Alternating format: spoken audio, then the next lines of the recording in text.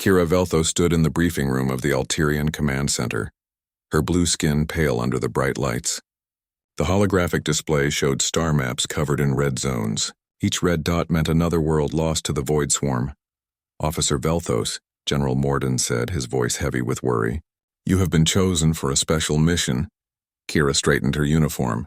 At 25 years old, she was young for an intelligence officer. Her people, the Alterians, lived for 300 years. Most officers her age were still in training. But Kira was smart and she learned fast. What kind of mission, sir? She asked. The general touched a control. The star map changed to show a fleet of ships near the edge of Alterian space. The ships looked rough and old compared to the smooth, shiny vessels of her people. These are human ships, the general said. The humans have been fighting the Void Swarm for 3 years. They claim to have new ways to fight the enemy. We need to know if this is true. Kira looked at the human ships on the display. They seemed small and weak. What do you want me to do? Watch them fight. Learn their methods. Report back to us. The general's 4 eyes focused on her. The Void Swarm destroyed 12 of our worlds last month. If the humans have found a way to stop them, we need to know. 2 days later, Kira's transport ship docked with the human flagship. The ship was called Soul's Pride, but it did not look like anything to be proud of. The metal hull had scorch marks and patches where repairs had been made. The corridors inside were narrow and cramped. A human male met her at the airlock. He was tall with dark hair and tired eyes.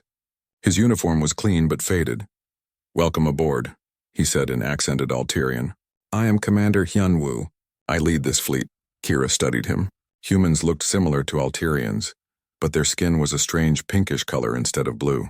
They only had 2 eyes instead of 4. They seemed fragile.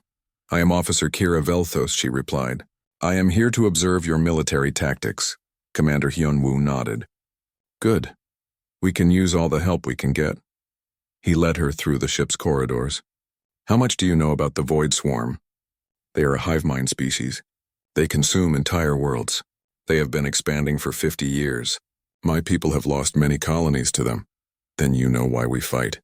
The commander stopped at a viewing window. Outside, more human ships moved in formation.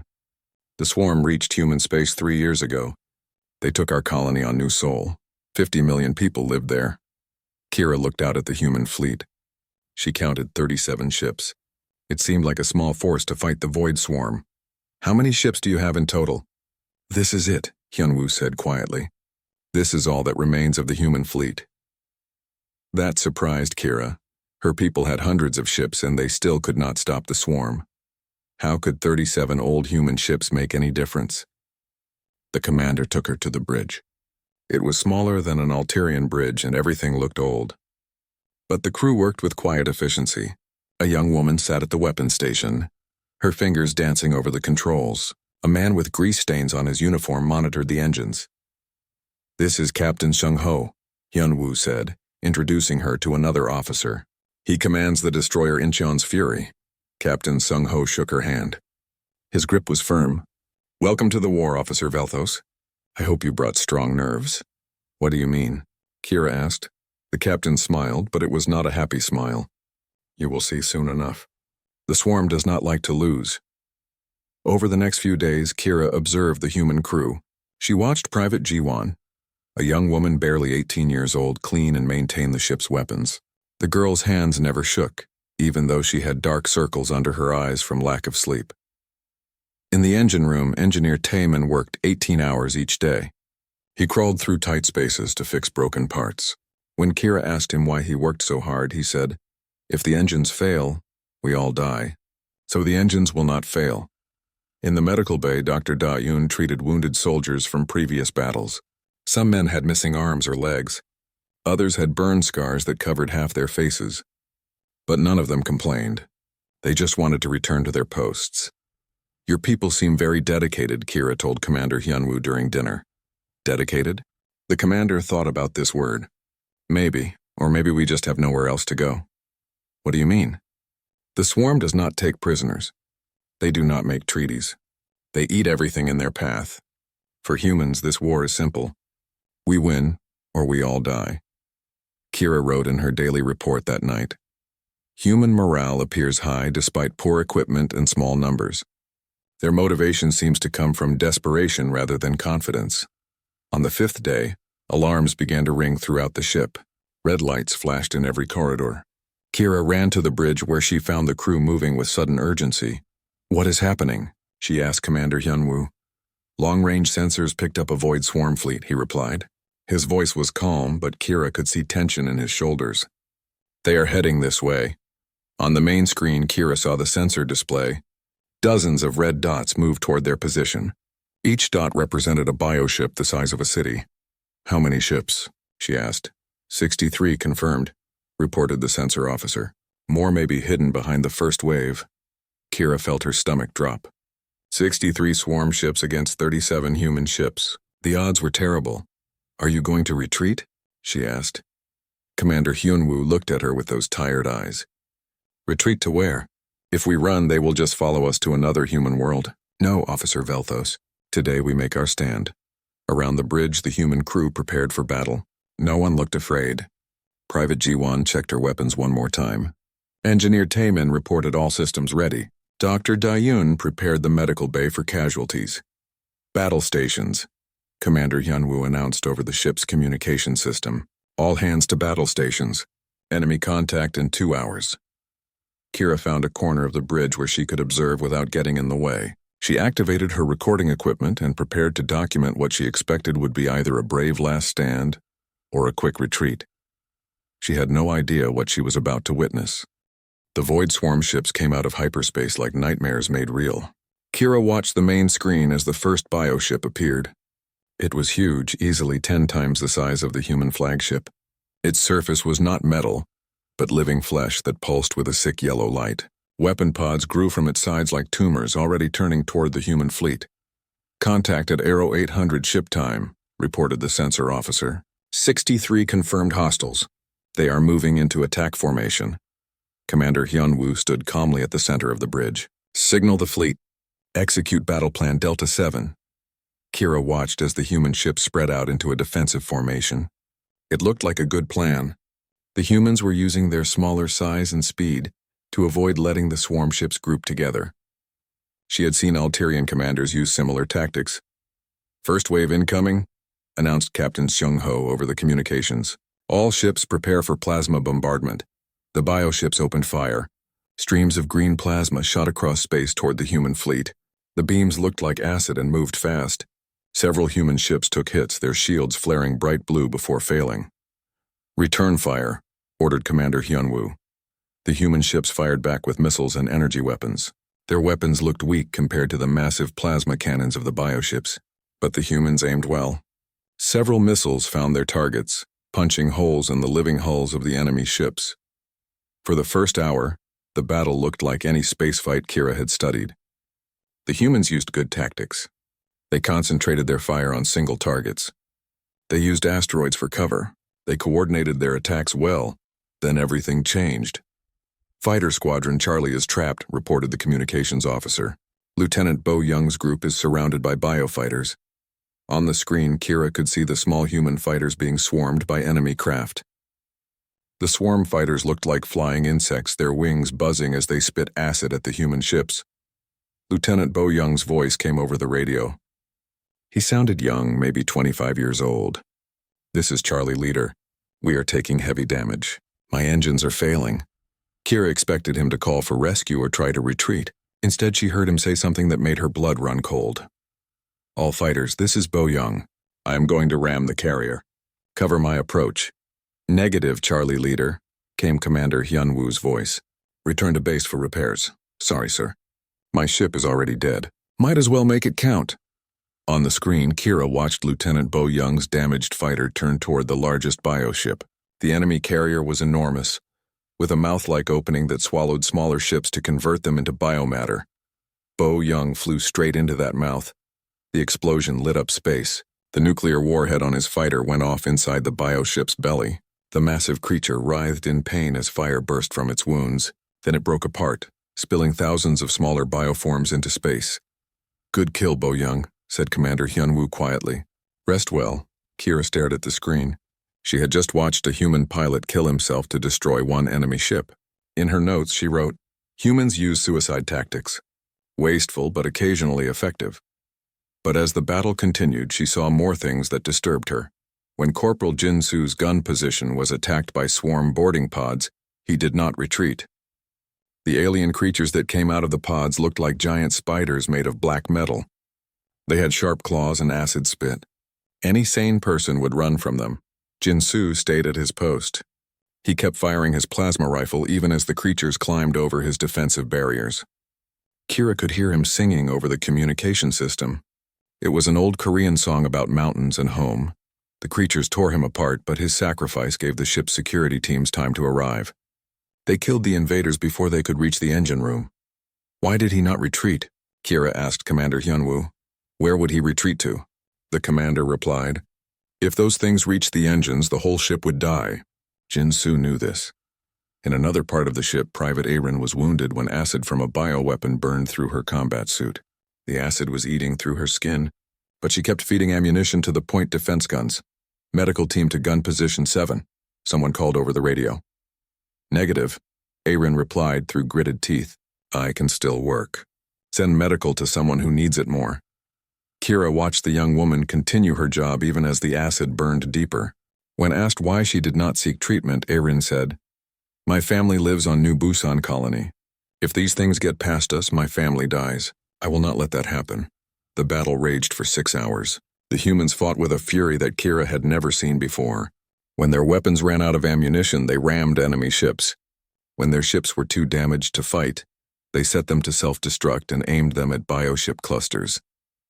Engineer Taemin turned the transport ship Morningstar into a bomb by overloading its reactor. He stayed aboard to make sure it hit the right target. The explosion took out 3 bioships. Dr. Da-yoon used her medical knowledge to create poison gas from cleaning supplies. When swarm creatures boarded the medical bay, she released the gas and killed them all. She died too, but she saved 50 wounded soldiers.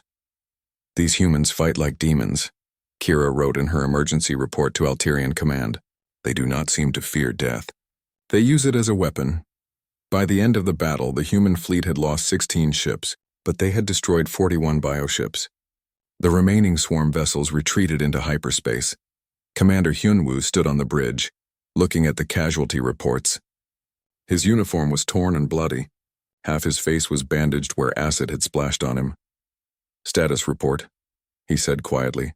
21 ships still operational, reported Captain Sung-ho. We lost 837 crew members. Another 200 are wounded. Kira did the math in her head. The humans had lost almost a quarter of their people in one battle. Any civilized species would be mourning such losses. Instead, the humans were celebrating.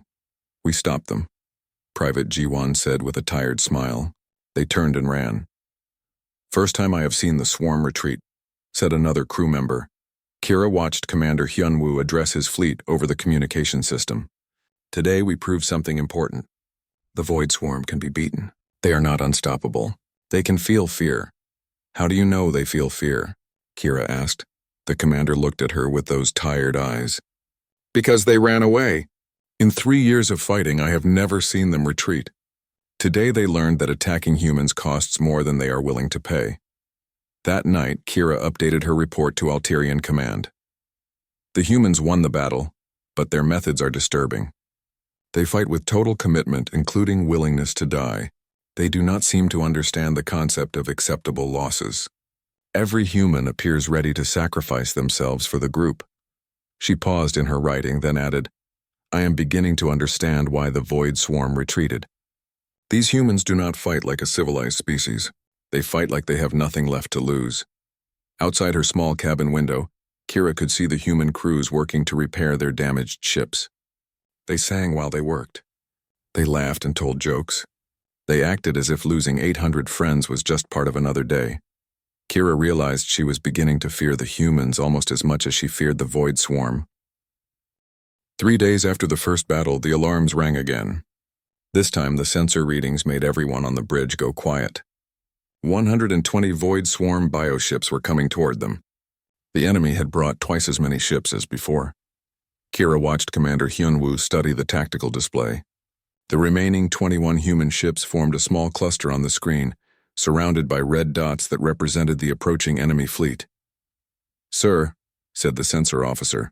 They are adapting. The bioships have changed their armor plating. Our missiles are not penetrating as deeply as before. Kira felt a chill run down her spine. The Void Swarm was a hive mind. Every battle taught it new lessons. Every human tactic would only work once. How long until they reach us? Asked the commander. 2 hours, sir. Commander Hyunwoo was quiet for a long moment. Then he opened a communication channel to the entire fleet. All ship commanders report to Seoul's Pride for emergency briefing.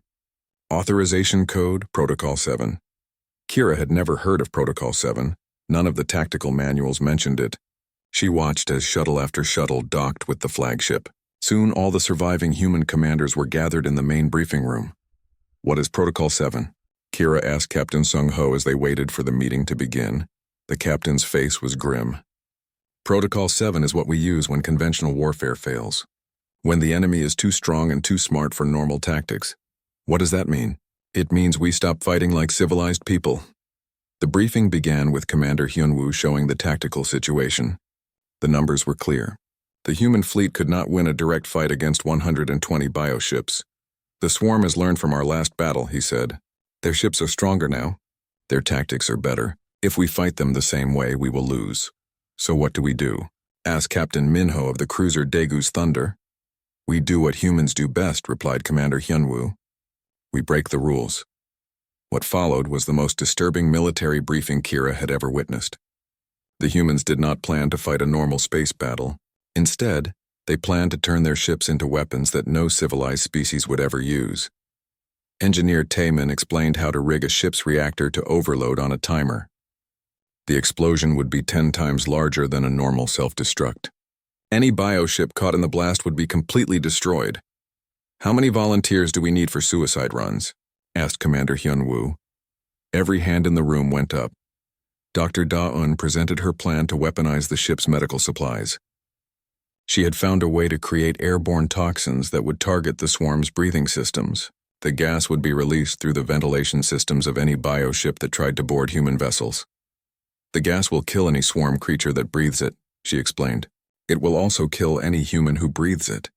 But we can wear breathing masks. What about long-term exposure? Asked one of the commanders. The gas causes cancer. Anyone exposed will die within 5 years. There was silence in the room. Then Captain Sung-ho said, Better than dying today. The most horrifying plan came from Private Ji-won. She had studied the bioships and found their weakness. The swarm vessels were alive, which meant they had biological needs. They needed to eat, to reproduce, to eliminate waste. I can get inside one of their ships, she said. If I hide inside a dead swarm creature, their sensors will not detect me. Once inside, I can reach their breeding chambers. And then? Asked Commander Hyunwoo.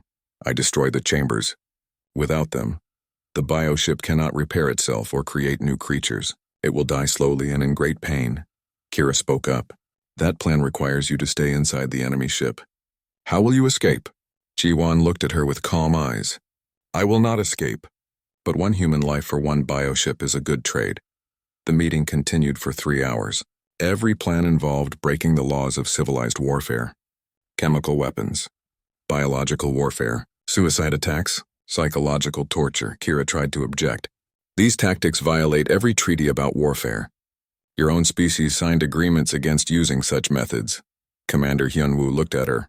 Officer Velthos, those treaties were written for wars between civilized species. The Void Swarm does not follow treaties. They eat entire worlds. Against an enemy like that, there are no rules. But what about honor? What about mercy? Honor does not protect my people. Mercy does not save human children from being consumed alive. The commander's voice was cold. The swarm showed us what kind of war this is. Now we show them what humans can do when we stop being polite. 2 hours later, the battle began. Kira watched from the bridge as the bioships approached. This time, the human fleet did not try to fight a normal space battle. Instead, Engineer Taemin took the damaged destroyer Ulsan's Hope and flew it straight into the middle of the enemy formation. When he was surrounded by bioships, he triggered the overloaded reactor. The explosion was like a small star being born. It destroyed 15 bioships instantly and damaged 20 more. The blast was so bright that it overloaded the sensors on nearby vessels. While the enemy fleet was blinded and confused, Dr. Da-eun released her chemical weapons. The gas spread through space, invisible and deadly. When bioships tried to filter it out of their atmosphere, their own life support systems spread the poison throughout their vessels. Kira watched swarm creatures die on the enemy ships. They did not die quickly. The gas attacked their nervous systems, causing convulsions and pain before death.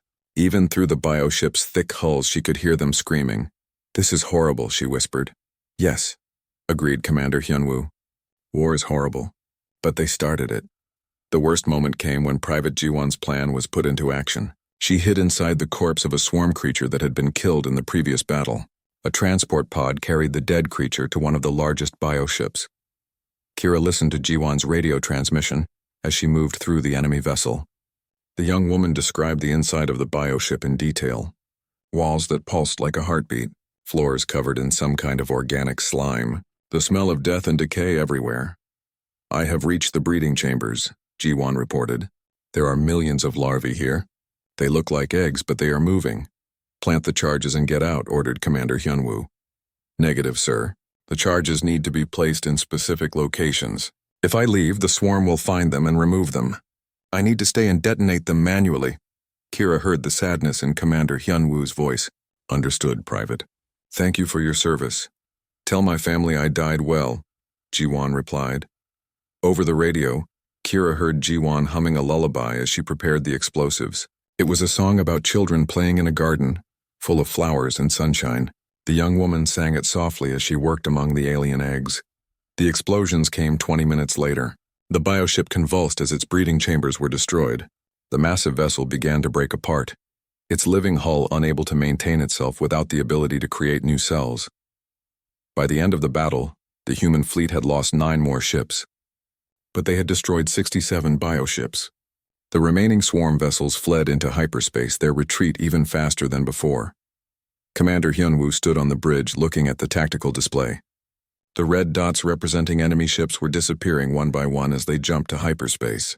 "Status report," he said. 12 ships operational, reported Captain Seung-ho. "We lost 612 crew members. 300 more are wounded or dying from gas exposure." Kira looked around the bridge. The humans did not look happy about their victory. They looked tired and sad, but they also looked determined. "Sir," said the sensor officer, "we are receiving a transmission from the retreating bioships." "Put it on speakers." The sound that came from the speakers was unlike anything Kira had ever heard. It was not words or music.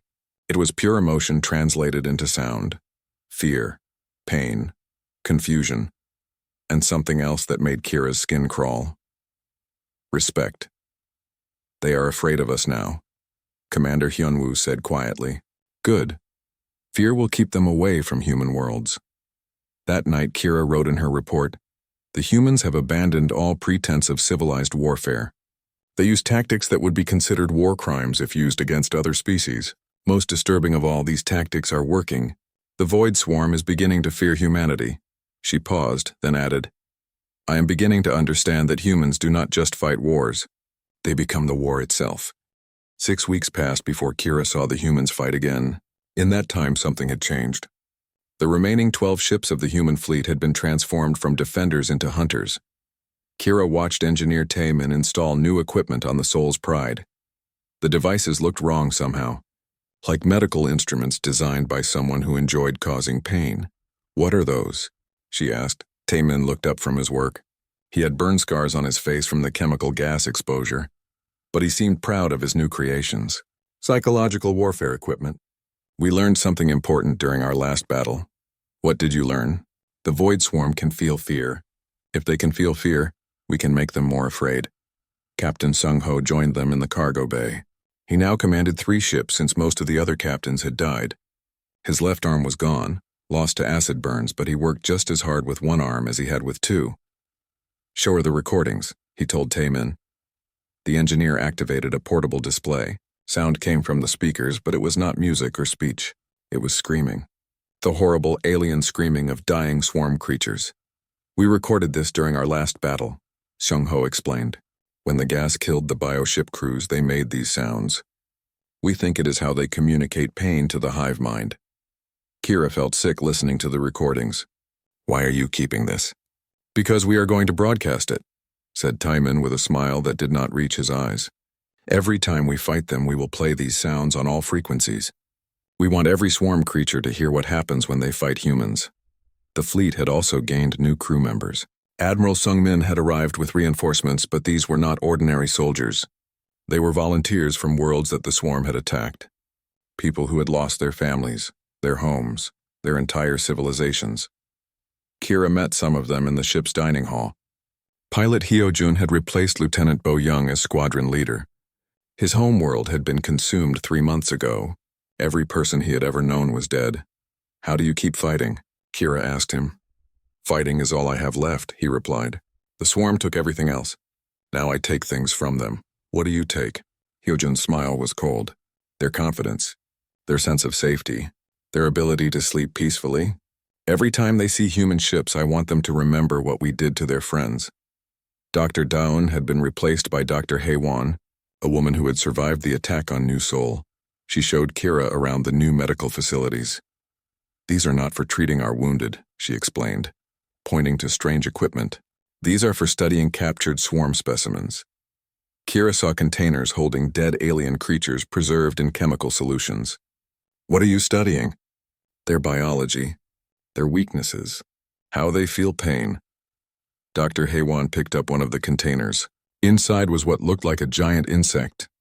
"Did you know that swarm creatures have 17 different nerve clusters? Each one processes different types of sensation. Why does that matter? Because if you know how their nerves work, you can design weapons that target specific types of pain. We can make them suffer in ways they never imagined." The most disturbing change was in Private Ji-won's replacement, Corporal Ha-jun. He had volunteered for the boarding parties that attacked damaged bioships. His job was to enter enemy vessels and eliminate any surviving creatures. "The best part," he told Kira, "is that they know we are coming. They can sense us moving through their ships. They try to hide, but there is nowhere to go. Does that not bother you? Hunting creatures that are afraid?" Ha-jun laughed. "They hunted my little sister. She was 6 years old when they found her hiding in our basement. Do you know what they did to her?" Kira shook her head. "They ate her alive. Slowly. So she would stay fresh longer." Ha-jun's eyes were cold as space. "Now I hunt them, and I make sure they die slowly too." 2 months after the defensive battle, Admiral Sung-min announced that the fleet was going on the offensive. They had tracked a group of swarm ships to a system called Kepler 442. "Intelligence reports say there are only 12 bioships in the system," the Admiral explained during the briefing. "They are establishing a new breeding colony on the 4th planet." "What are our orders?" asked Captain Sung-ho. "Total extermination. No prisoners, no survivors. We want to send a message to every swarm cluster in the galaxy." The attack began at dawn, ship time. But this was not like the previous battles. The humans did not wait for the enemy to come to them. They hunted the bioships through the asteroid field around Kepler 442. Pilot Hyojun led his fighter squadron in hit-and-run attacks. But instead of targeting weapons or engines, they aimed for non-critical systems. They wanted to cripple the bioships, not destroy them quickly. "Target their food storage areas," Hyojun ordered over the radio. "Make them hungry. Hungry creatures make mistakes." Engineer Taemin's psychological warfare equipment worked perfectly. The recorded screams of dying swarm creatures echoed through space on every frequency. Kira watched the bioship's behavior change as they heard the sounds. Their movements became erratic. They bunched together like frightened animals. "They are clustering for protection," observed Admiral Sung-min. "They are afraid to spread out." "Good," replied Commander Hyun-woo. "Fear makes them predictable." The battle lasted 18 hours, but it was not really a battle. It was more like a hunt. The humans chased the bioships through the asteroid field, picking them off one by one. They used the asteroids as cover, appearing just long enough to fire a few shots before disappearing again. The worst part was that the humans were enjoying themselves. Kira heard laughter over the radio as human fighters swarmed around a damaged bioship. They were not trying to destroy it quickly. They were playing with it like cats playing with a mouse. "Direct hit on Bioship 7, reported one of the pilots. "Their main weapon cluster is down. They are defenseless. Do not destroy it yet," ordered Hyojun. "Circle around it. Let them see us. Let them know what is coming." The bioship tried to flee, but its engines were damaged. It moved slowly through space while the human fighters danced around it, taking shots at non-vital systems. The massive creature was being tortured. "This is cruel," Kira told Commander Hunwoo. "Yes," he agreed, "but it is also effective. Every other swarm cluster will hear about this battle. They will know that attacking humans means more than just dying. It means suffering first." When the bioships finally tried to surrender, the humans ignored them. There was no communication, no negotiation, just methodical destruction. Dr. Haywan's biological weapons proved especially effective. She had created viruses designed to attack swarm nervous systems. The infected creatures died in agony. Their pain transmitted through the hive mind to every other swarm in the galaxy. The last bioship was destroyed after 24 hours of torture. It had been crippled early in the battle, but the humans kept it alive to study its reactions to different types of pain. "Broadcast this to all swarm frequencies," Admiral Sungmin ordered. "Let them see what happened here." The recording showed the complete destruction of 12 bioships and the torture of their crews. But more than that, it showed humans laughing while they did it, enjoying the pain they caused. After the battle, Captain Sung-ho found Kira in her quarters. She was writing her report to Alterian Command, but her hands were shaking. "You look upset," he said. "Your people have become monsters," she replied. Sung-ho sat down across from her. "Maybe, but we are monsters that protect human children. The swarm taught us what kind of war this is. Now we are better at it than they are. Do you not feel any guilt? Any shame?" "I feel proud," he said simply. "For 3 years the swarm hunted us like animals. They destroyed our worlds and ate our families. Now they run when they see human ships. They are afraid to attack our colonies, but at what cost? You have lost your humanity." Sung-ho was quiet for a moment. Then he said, "Humanity is not about being nice. Humanity is about protecting the people you love. If that requires becoming a monster, then we become monsters." That night, Kira finished her report. The humans are no longer fighting a defensive war. They have become predators. They hunt swarm forces across the galaxy, using psychological warfare and biological weapons. Most disturbing of all, they enjoy it. They have turned war into entertainment. She paused, then added, "The Void Swarm is beginning to avoid human space entirely. The humans' brutal tactics are working, but I fear what humanity has become in the process." Outside her window, Kira could see the human crew celebrating their victory. They sang songs about the battle and told stories about the enemy ships they had destroyed. They acted like they had just won a sporting event, not fought a war. Kira realized that she was no longer just observing human military tactics. She was watching the birth of something new and terrible. The humans were not just defeating the Void Swarm.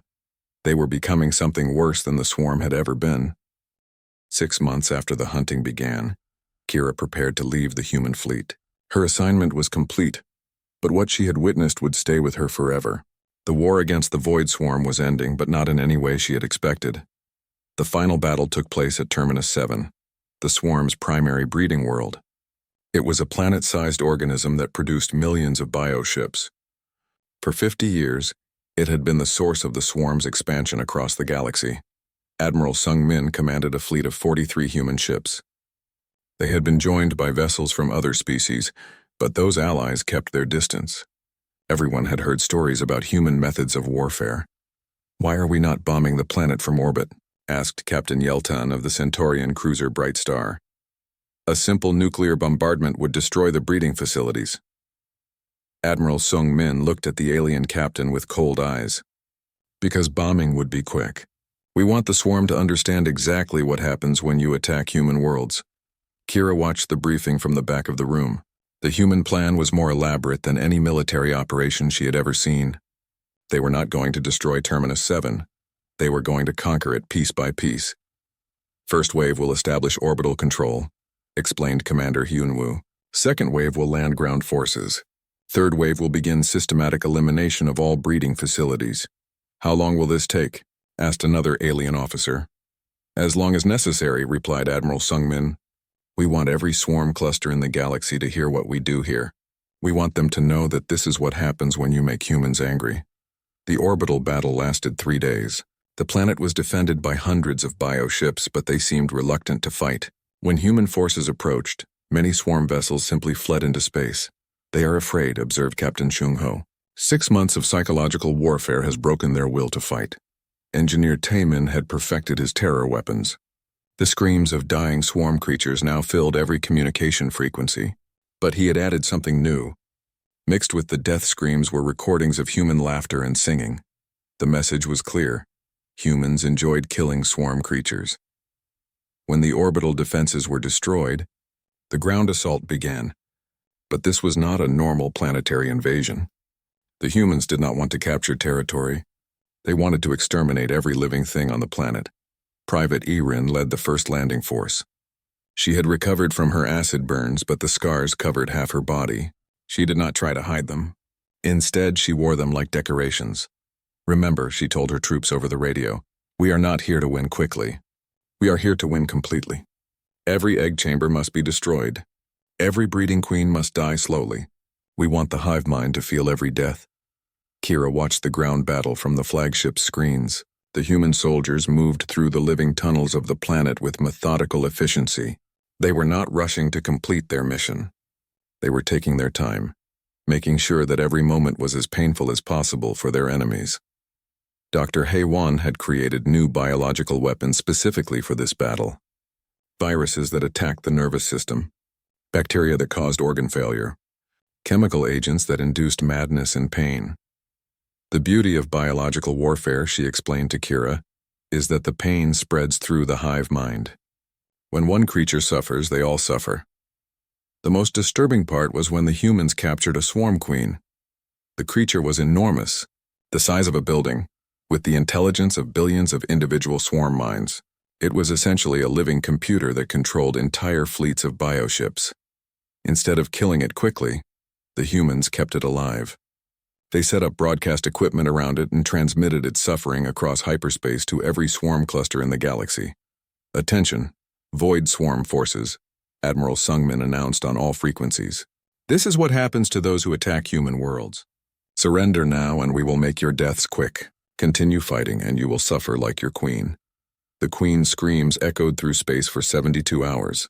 During that time, swarm forces across 3 star systems abandoned their positions and fled toward the galactic rim. Captain Sung-ho found Kira during the 2nd day of the Queen's torture. She was in her quarters trying to write her final report, but the screaming from the planet below made it impossible to concentrate. "You should come to the bridge," he said. "You need to see this." On the main screen, reports were coming in from across human space. Swarm forces were retreating everywhere. Bioships that had been attacking human colonies for years were suddenly fleeing into deep space. "They are abandoning their invasion plans," reported the communications officer. "We are receiving surrender signals from 17 different swarm clusters. But the humans were not accepting surrenders. "Signal all swarm forces," ordered Admiral Sungmin. "Tell them that surrender is not an option. They showed no mercy to human civilians. We will show no mercy to them." The hunt continued for 6 more months. Human fleets pursued the fleeing swarm forces to the edge of the galaxy.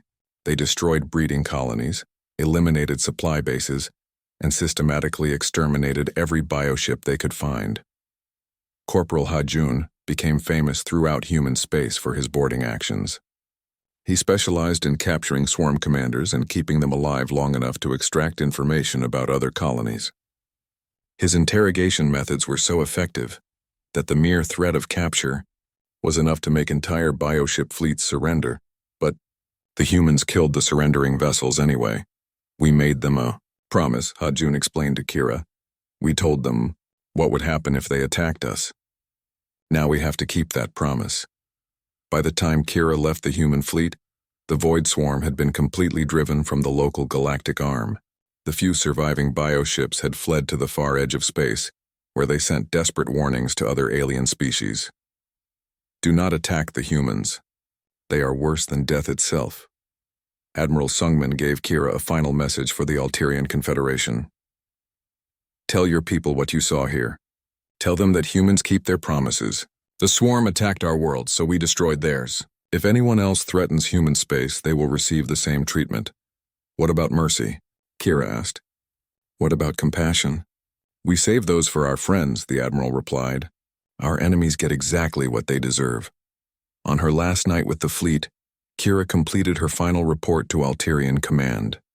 Her hands shook as she wrote, "The humans have won the war against the Void Swarm through methods that violate every principle of civilized warfare. They have used psychological torture, biological weapons, and systematic extermination to defeat an enemy that seemed unstoppable. The Void Swarm was a threat to all sentient life in the galaxy. Humanity eliminated that threat completely, but in doing so they have become something equally terrifying. The humans do not just win wars. They make sure their enemies never want to fight again. They have turned warfare into a form of education, teaching the galaxy what happens to those who threaten human worlds. Most disturbing of all, they enjoyed it. They took pleasure in the suffering of their enemies. They turned torture into entertainment and extermination into art. Recommendation: the Alterian Confederation must maintain friendly relations with humanity at all costs. We must never give them a reason to view us as enemies. The methods they used against the Void Swarm could just as easily be used against any species that threatens them. I came to study human military tactics. I learned something far more important. Humans do not have a warrior culture. War is simply what they do when diplomacy fails. And when humans go to war, they do not stop until their enemies cease to exist." In her personal notes, Kira added a final observation that she would never include in any official report. "I spent 8 months watching humans fight. I saw them sacrifice themselves for strangers. I saw them turn their bodies into weapons. I saw them laugh while their enemies screamed. The most frightening thing about humans is not their weapons or their tactics. It is their absolute certainty that they are the good guys. They believe that anything they do to protect their people is justified. They have no doubt that their enemies deserve everything that happens to them. The Void Swarm was evil, but the humans who destroyed them were not good. They were something else entirely. They were human. I fear that I have witnessed the birth of the galaxy's new apex predators. And unlike the Void Swarm, humans are smart enough to know when to stop hunting and when to be friends. I just hope they never decide that my people need to be hunted." 2 weeks later, Kira submitted her report to Alterian Command. Within hours, the Confederation began implementing Protocol Friendship, a diplomatic initiative designed to ensure that humanity never viewed the Alterians as a threat. The report was classified at the highest levels. Only the Supreme Council was allowed to read it, but word spread through the government anyway, whispered in secret meetings and private conversations. The humans had saved the galaxy from the Void Swarm. But in doing so, they had shown everyone what they were capable of when pushed too far, and that knowledge would shape galactic politics for centuries to come.